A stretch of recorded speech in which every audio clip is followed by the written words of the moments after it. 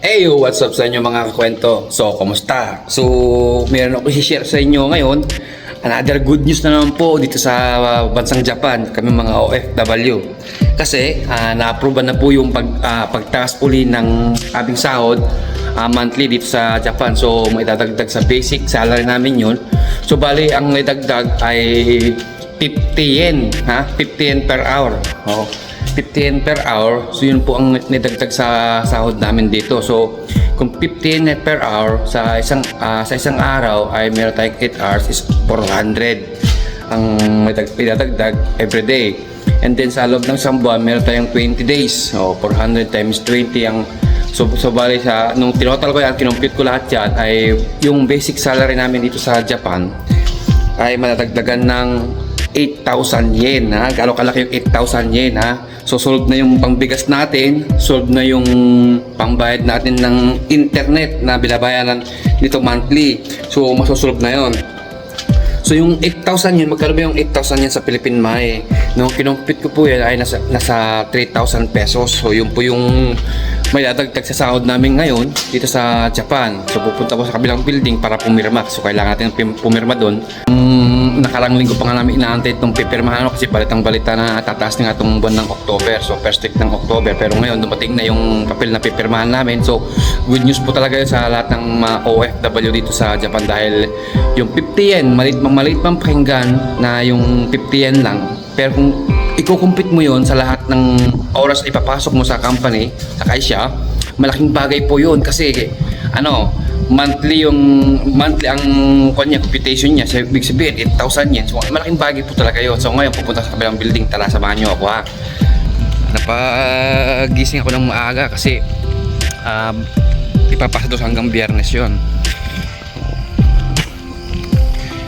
Yung building namin Yan.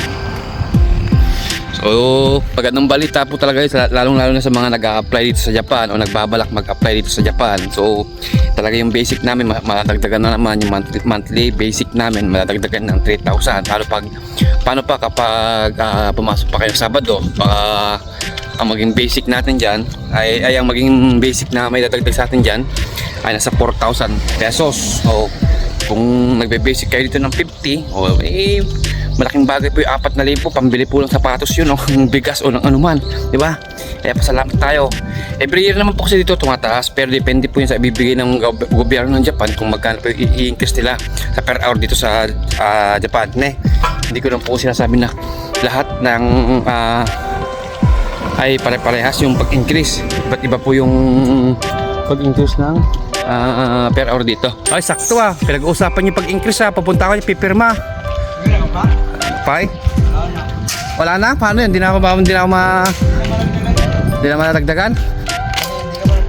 Hindi na pumirma? Nakapirma ka na? Ilang buwan ka na lang, Pai? 4 na. October, November, December. 4 na lang, 4. 4 buwan ka na lang? 4 na lang. Anong nararamdaman pagka 4 na buwan na lang natitira sa'yo? Stress kasi kailangan mo ng pera. Gano'n? Magbayad ka padala.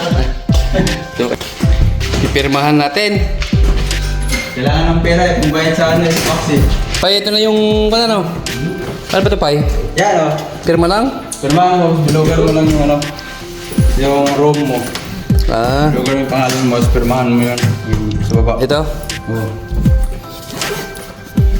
Pirmahan mo lang para. By batch? May batch mo yan. Ito ate sa amin current wage. Magkano tira sa atin, Pai? 50. 50 yen? Wow. Diba? Laki na yung sahod mo, 1,017 no? 1,027 plus 50 yen? Ay! Hindi, 1,177 ka na. Pares lang tayo. 1,177 na, no? Malaking bagay yun, no? May bagay na yan. Solve na yung bigas. Kahit di ka na Solve na yung bigas, saka yung pan. Kahit di ka na mabuti. Yawa! Naman na. Ito na yung mga kasama natin. Ito yung patunay, mga kakwento. Ito na yung Kawanishi Painting ko LTD. Wala kayo, ate? Wala nang e-line. Lubog na e-line? Si Boss Roy? Hindi pa kasi pumasok si ano, Tara. si... May mga kasamahan Di ba ko. pumasok si Abby, di ba? Wala pa. Botol kasi yung kamay eh. Ha? Botol yung kamay. Paggabi, pang-araw, nag-uuwi at pumapasok isa. Botol kasi ni Roy. Sino isa? Si Pai. Ano ganito? Lumagit. Tumaas yung sahod mo. Tumaas yung sahod niya. Ilang buwan ka na lang. Hindi ko na kailangan yan. Bakit ay? Pambili pa ng sapatos, pambili na. Tumaas yung sahod niya, ilang buwan na lang eh. Nabutan mo pa yung pagtaas. Yan yung mga... Pirma! Pirma! Oh. Pirma! Tumas sahod niya. At least, naranasan mo bang tumas sahod mo, di ba?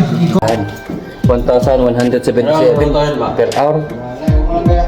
Pasok na yung kahapon dyan eh, no? Kahapon? Hindi pa. Hindi, effective na yun, nakalagay eh. Effective ba? Hapon? Basahin mo sa baba. Hindi pa yan. Ito. November pa yan. Ayun, nabasahin mo. Ay, ah. November pa yan. November, effective niya, November. Ha? Ayun nga, nakalagay yan, no? Sabi niya. Ayun, natin mo. Date from which payment of new wage applied ito is applied din. Hapon na doon. October, ngayon, October. November nga, katapusan. November katapusan. October Cut-off natin eh, cut-off. October katapusan. Yung cut-off, hindi. Parang Cut-off katapusan, natin. dahil ngayon nag-start eh. Nung nakarang taon, ganun din eh. Hindi man ang umpisahan. October. Tapos hindi, October 1. Pero Tumas sa sahod namin! kasama. Pauwi na kami! At least, di ba? Wala cut-off pa tayo ngayon, October 20. Hanggang 20. Yun yung pagkatapos ng 20. Yung yun buo na yun. Oo, yun yun. So, ito na. So, nakapirma na tayo ng ating pagtaas ng 50 yen. Wow. O, di ba? Malaki na dun eh. Oh, lagi yan ah. Noong 2020 nga kami, itchin lang eh. Itchin lang tinaas. Oh, nung dating namin, 2020. itchin lang.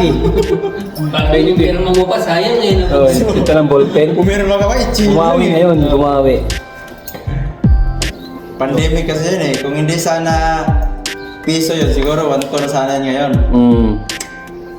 Kinento ko yung kwan, kinento ko yung 58 kung magkano eh, nasa kwan, 9,000 plus din. 9,000 Sa 8 plus. hours, 9,600. 9.6 ah. Ah, 8 9,600 hours lang yun, ang pwera pa yung kung nag-OT ka. Oo. Pag nag-OT ka mo, sabihin mo ng papatak na isang lapad na nadadagdag. ang kwenta ko, 8,000 lang eh. Hindi, 9 plus na. 9,600? 9,600. Eh sa 23 mo kakaano yun. Ah! Hindi talas tayo sa 23. Oo. Bagay, eh ako Tapos kasi... yung per hour mo na yan, nasa 1.5 na siguro. Ha? Bakit tayo? Sa Philippine money? Hindi, sa yen. Alang yun ka? Nakapala ako. Bayad na yan, ano yan, 1.5 yan. 1,500? Sana all. Ang problema naman, tataas ka naman ang bilihin. Yun lang yung bilihin. Kaya nga eh. Bawawa na naman tayo. Nagtaas na ngayon lahat. Yung kape nga dati, yung kape. Dati binibigay ko lang ng 300, ngayon 1,000 na. Yan naman, usapan namin dito puro pagtaas. Pagtaas ng sahod, pero pagtaas ng bilihin. Kasi mo, Japan. Kasi pa mag-Japan. O, diba? Pero malaki pa rin naman, malaking bagay pa naman. Oo ah. Kung gusto mo lang makuha dito yung experience, gano'n. Panglaban sa'yo, pang mas malaking bansa, ano? Oo. Experience talaga. Pero kung kaya mo naman ibang bansa, walang problema. Kaya nga. Nasa puso at isip mo lang. Laban lang. So, ito yung apartment namin dito, by room. Ayan, i-share ko nga pala sa inyo para, ayan, lahat yan. Sa isang kwarto, 3 tao. So, paglabas mo lang dito, ay, dito sa labas, ayan, sakto! May pangapangalan sila dito, kaya kagaya na yun. Bas, kalamaya? Malas na. Kain na dyan pa, maabot naman pa. Tingnan mo, 3 siyang tao. Dito 3 din, kaya lang, wala na isa, umuwi na. 3 yan. So, ilang kami dito? Nasa 50 kami. 50 kami mahigit, kaya hindi rin namin ganong ramdam yung pagka-homesick namin pagka maraming Pilipino. Tapos dito ginaganap yung sayonara party. Yan, maghahanda kami dito. Sayonara party, tapos yung mga welcome party, yung mga paalis at parating. Diyan na ginaganap. Ambag-ambag para sa pang konting handa. Ganun ba? Tapos talaga ang gamit namin dito mga kwento, no? Kaisha bike. Ito yung natawag namin Kaisha bike. So hindi ka pwedeng kumuha ng basta-basta ng hindi mo bike dito kasi sa bike ng mga kwento, no, may pangalan niya, naka-indicate yung pangalan mo diyan, ayun, no. Kagaya na yan, Casanova. Diyan Joe Marwell. Yan. Tapos itong bike ito mga kwento, no, meron din serial number ito. Dito ata yan, sa ilalim dito. Dito, okay dito. Nasangit na yan. Pagka sinita kayo ng pulis, dapat yung bike na yun ay sa inyo mismo nakapangalan sa inyo. Kasi i-check nila sa meron silang pinang-titrace ng bike kung saan kung kayo ng bike yun. So ito po ang buhay namin dito sa Japan. Yan. Pagdating ng hapon, anong oras na ba? Mga 3:30, alas 4. Ito ang buhay namin dito. Kasi yung gato katahimik, gato kaliwalas, pwede welcome mag-apply dito. Ha? Pero dito po kahit po mga kahit po trainee visa lang tayo dito sa Japan, no? Ay kayang-kaya ating mag-invite o mag-tour yung mga yung pamilya natin, ha? Siguro yung as in sa apelyido mo lang kagaya ng nanay, tatay, kapatid, asawa, anak, yan. Kayang-kaya mo silang ipa-tour dito kasi marami na po kong mga kasamahan na yung kanilang asawa, yung mga tropa natin dyan ay napag-tour na nila yung asawa nila dito. Yan. So, as long na nandito ka, trainee ka o SSW ka, kayang-kaya mong kuhanin yun, kayang-kaya mong gawin yun. Pwede kayo may chance kayo na ipatur yung inyong mga parents dito. Ha? Malaki chance talagang ma-approve yung mga visa nila pag nag-apply sila. Kaya hindi o porket trainee visa lang tayo, SSW. Ha? So, yun po yung kagandahan ng isang trainee visa naman dito sa Japan. Hindi natin kailangan kung ano-anong kailangang ebidensya. Ang kailangan lang natin dito yung kontrata natin sa company. Siya magpapatunay na tayo ay nagtatrabaho at nagbabayad ng tax dito sa Japan. Yun lang po talaga ang pinakamalaking pruweba, no? O kaya yung supporting documents ba. Ayan. Ito yung kanilang building, ang laki, no? Laki ng building nila. Marami sila dito, no? Dalawa yung building namin eh. Ito siguro kung sila dito 40 plus, ayan. Kasi kami doon sa kabila anim lang kami eh. Kulang 50 kami dito. So ayan. Ang parkingan ng mga sasakyan dito, mga kwento, kanya-kanyang parkingan din yan. Hoy! Pasok na! Sige, may panggabi, pang umaga sa amin.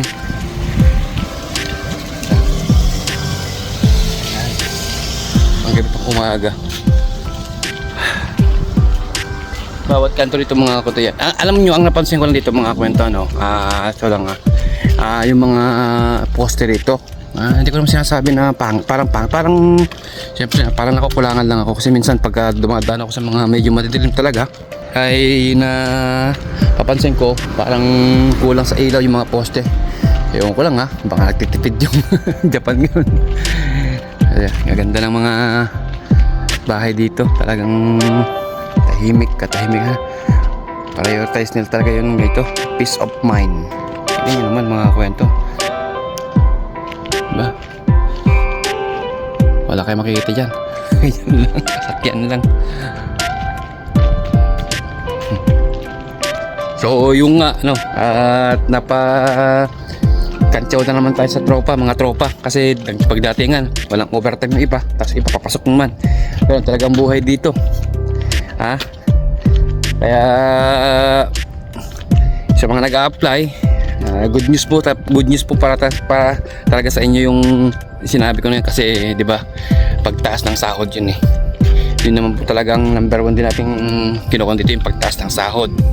Lalo yung palitan. Pag yung palitan ay bumalik sa dati, maganda-ganda na po yan. So malaki-laki na po yung medyo may papadala natin. Wow. Gigising lang natin eh. Tapos sabi na dyan, pipirmahan, dumating na yung ayuda ng kada buwan. Wow, di ba?